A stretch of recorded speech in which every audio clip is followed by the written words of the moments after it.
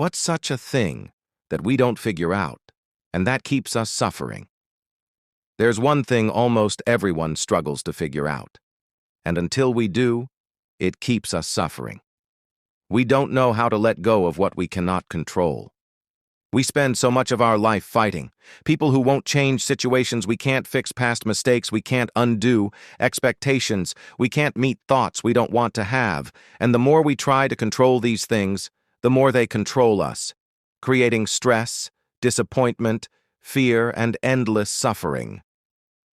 Why this happens? Because the mind believes, if I try harder, I can force life to go the way I want. But life doesn't work that way. The world moves by its own rules, not our wishes. And that gap between reality and our expectations is where suffering grows. What changes everything? Life becomes lighter when we finally understand not everything is ours to fight. Not everything is ours to fix. Not everything is ours to hold. True peace begins when you learn what to let go of, what to accept, and what is actually worth your energy.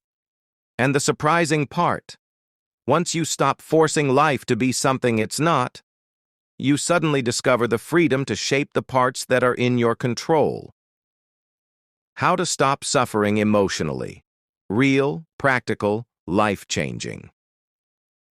There are 3 things that keep us suffering, and when you understand them, your whole emotional life starts to change. 1. We hold on to things that are already gone. A person, a feeling, a moment, a version of ourselves. We suffer because we keep replaying something that no longer exists. How to let go. Accept that the past can't give you anything new. Remind yourself, if it was meant to stay, it wouldn't have left. Give yourself permission to grow beyond what happened. Letting go is not weakness, it's maturity. 2. We keep expecting people to be who we want, not who they are. This is one of the biggest sources of unnecessary pain. How to reduce suffering. Stop trying to change people who don't want to change. See people as they are, not as you imagine. Protect your peace more than you protect your ego. Once you accept people's true nature, their behavior stops hurting you. 3. We haven't learned to sit with discomfort. Most emotional suffering isn't from the pain itself. It's from running away from it. To heal, feel what you feel without judging yourself. Cry if you must. Reflect if you need to. Pain is temporary, but what it teaches stays forever. You don't grow when things are easy. You grow when you make it through things you thought would break you. So what is the actual solution? A. Accept what you can't control. People, past, outcomes. B. Focus on what you can control: your reaction, your mindset, your choices, your boundaries, your energy. C. Let life flow instead of forcing everything. The less you try to control the uncontrollable, the more control you gain over yourself. That's where peace begins. Inside you, not around you. Here is the deepest, clearest breakdown of how to free yourself from emotional suffering. This is the kind of understanding people take years to learn. The real reason we suffer, and how to finally end it. Most suffering comes from one thing. We try to change life instead of changing ourselves. We want people to treat us better, the past, to be different, relationships to last, opportunities to work out, life to go exactly as we imagine, but the world doesn't follow our plans. People don't follow our expectations. Life doesn't follow our imagination, and the gap between how things are and how we wish they were is where suffering is born. Let's go deeper. 1. Accept people's truth, not your ideal version of them. Most pain in relationships comes from this mistake. We fall in love with what someone could be instead of who they are.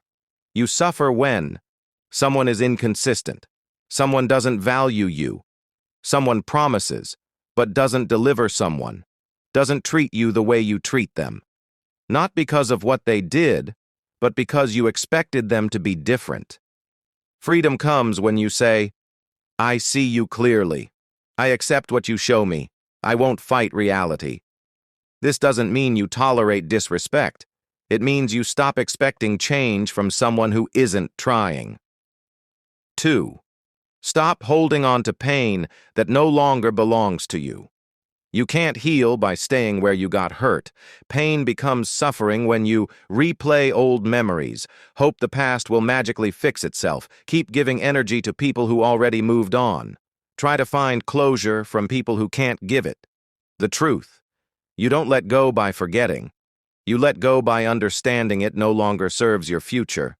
Your heart can't receive new peace while your hands are full of old pain. 3. Learn to sit with discomfort instead of escaping it. Most suffering doesn't come from pain itself.